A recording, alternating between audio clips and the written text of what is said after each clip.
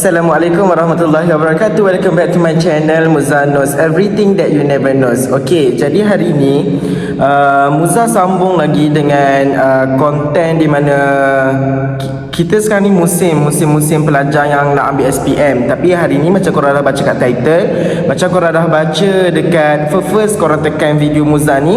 Hari ni Muza akan explainkan tentang subjek bahasa Melayu lagi lah, macam mana nak score dalam subjek bahasa Melayu. Cumanya untuk video kali ni Muza akan buat sedikit penerangan. Hari ni bukan Muza untuk mengajar, tetapi sedikit penerangan dan juga pencerahan untuk subjek bahasa Melayu. Terutamanya Muza fokuskan bahagian karangan, di mana bahagian karangan ramai yang DM Muza, yang PM Muza, macam mana nak skor karangan, macam mana nak skor karangan dan macam mana nak skor karangan. So tak apa, Muza akan share dalam video ni. Tapi Muza nak beritahu untuk video kali ni dia agak panjang sedikit. So Muza harap korang dapat stay tune sampai dah ke akhir video Muza ni. Okay, so tanpa kita buang masa, Muza akan teruskan kepada apa yang Muza nak sampaikan dalam video ni. Okay, first sekali dalam video ni Muza nak sharekan dekat korang-korang adik-adik SPM yang nak ambil SPM tahun ni, yang tak lama dah nak ambil SPM. So ramai yang DM Muza untuk minta carangan Muza, adakah patut dalam karangan kita tu kita mengisi ungkapan menarik. Dan ada juga yang tanya Muza, apa itu ungkapan menarik? Okey, dengar elok-elok. Ungkapan menarik dalam karangan ni, soalan yang pertama, perlu ataupun tidak kita letak ungkapan menarik? Okey, jawapan Muza adalah sangat-sangat perlu. Kenapa dia sangat-sangat perlu? Kerana ungkapan menarik ni akan menjadikan karangan kita karangan yang gramatis, iaitu karangan yang matang, dan juga ia membawa unsur-unsur kreatif dan variasi dalam karangan kita. Jadi apabila kita masukkan ungkapan menarik dalam karangan kita, ia menjadikan satu orang kata apa, karangan tu akan menjadi best. Dan maka pun pemeriksa pun akan memeriksa karangan kita, dia akan seronok membaca. So maksudnya karangan tu tak plain. Karangan tu dia bukan kosong je macam isi-isi biasa. Maksudnya dia adalah sedikit variasi dan tambahan-tambahan benda-benda yang bombastik tu lah. Okay, soalan yang kedua yang selalu ditanya ialah, apakah ungkapan menarik tu? Ungkapan menarik tu benda apa sebenarnya? Okey, ungkapan menarik ni, dalam ungkapan menarik ni kita ada peribahasa dan juga cogan kata serta kata-kata yang lain lah. Maksudnya dalam peribahasa tu juga kita ada simpulan bahasa, kita ada perumpamaan, kita ada orang kata apa, bidalan, kata-kata bidalan kan. Okey, jadi ungkapan menarik itu maksudnya dalam ungkapan menarik tu ada peribahasa dan juga ada cogan kata. Itulah yang dimaksudkan dengan ungkapan menarik. Dan soalan yang ketiga yang selalu ditanyakan kepada Muza adalah, macam mana kita nak guna ungkapan menarik ni dalam karangan. Okey, untuk ungkapan menarik ni ada juga yang tanya dekat Muza, dalam karangan tu perlu berapa banyak? Sebab ada cikgu dia kata setiap perenggan mesti ada ungkapan menarik. Okey, bagi Muza benda tu betul. Tetapi untuk Muza, sekurang-kurangnya kalau kita tak mampu, dalam karangan tu mesti ada satu ungkapan menarik. Maksudnya mesti ada satu peribahasa ataupun lain-lain lah yang awak boleh pilih, peribahasa ke, cogan kata, kata bidalan, perumpamaan dan sebagainya. Jadi untuk dalam karangan awak mesti sekurang-kurangnya ada satu dalam karangan. Tetapi lebih baik kalau setiap perenggan tu awak isikan dengan ungkapan menarik. So itu lagi better lah.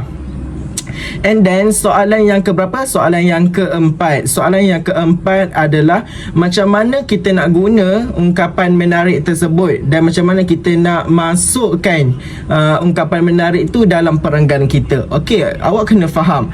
Okey, kalaulah awak menggunakan syarat minima, di mana yang macam Muza kata, satu karangan mesti ada satu ungkapan menarik. So awak kena faham tajuk karangan awak tu tentang apa dan tema karangan awak tu tentang apa. Jadi awak kena cari ungkapan menarik, maksudnya cari peribahasa ataupun cogan kata yang bersesuaian dengan tajuk dan tema karangan awak. Tetapi kalau awak buat syarat yang kedua, iaitu setiap perenggan mestilah ada ungkapan menarik, awak kena cari mana-mana peribahasa ke cogan kata yang kena dengan elaboration dalam perenggan awak tu. Apa itu elaboration? Huraian dalam perenggan awak tu.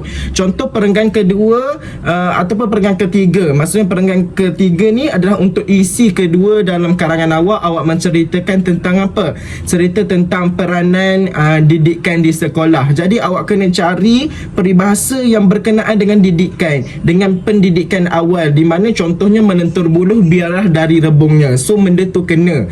Tetapi Muza suka ingatkan kepada student-student yang selalu tanya pada Muza, di mana awak kena hati-hati dan juga awak kena pandai dalam meletakkan ungkapan menarik ni. Ungkapan menarik ni sesetengah pelajar yang pandai, dia tak sama pun dengan elaboration ataupun huraian dalam perenggan dia, tetapi dia letak ungkapan tersebut, kemudian dia huraikan ungkapan tersebut, dia jadi kena.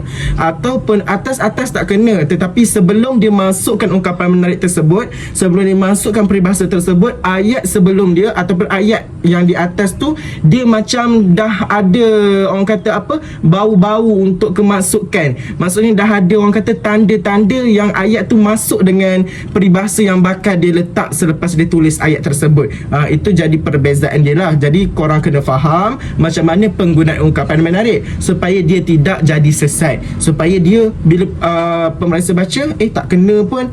Supaya itulah. Jadi Muza harap video ni dapat memberikan penjelasan kepada korang tentang penggunaan ungkapan menarik dalam karangan. So kalau korang minta tips-tips untuk nak letak ungkapan menarik ni, dia sebenarnya inilah tips. Ini Muza bagikan tips macam mana nak guna. Macam soalan yang keempat tadi kan, Muza dah share macam mana nak guna ungkapan menarik ni. Jadi macam mana korang nak mahir dalam penggunaan ungkapan menarik ni, korang kena banyak tahu tentang peribahasa, tentang idioms, tentang cogan kata dan juga semua itulah kata bidalan, perumpamaan dan seangkatan dengannya. Kalau korang tak tahu, korang kena Google. Dan korang kena tengok ungkapan menarik, peribahasa-peribahasa yang masyhur, yang famous, yang selalu digunakan, dan korang kena biasakan cari tahu. Itu saja tips untuk mahir dalam penggunaan ungkapan menarik dalam karangan. So Muza rasa itu sahaja untuk video kali ini. Semoga apa yang Muza share dekat korang ni bermanfaat lah untuk korang, dan korang gunakan dalam exam korang, dalam korang punya ni lah SPM untuk subjek Bahasa Melayu. Muza doakan semoga korang berjaya dan capai target korang dalam Bahasa Melayu. Jadi itu saja. Jangan lupa follow, like, share and subscribe, serta follow juga social media Muza dalam macam-macam lah, Instagram ke TikTok ke. Korang boleh follow je, dan tak faham korang boleh DM saya.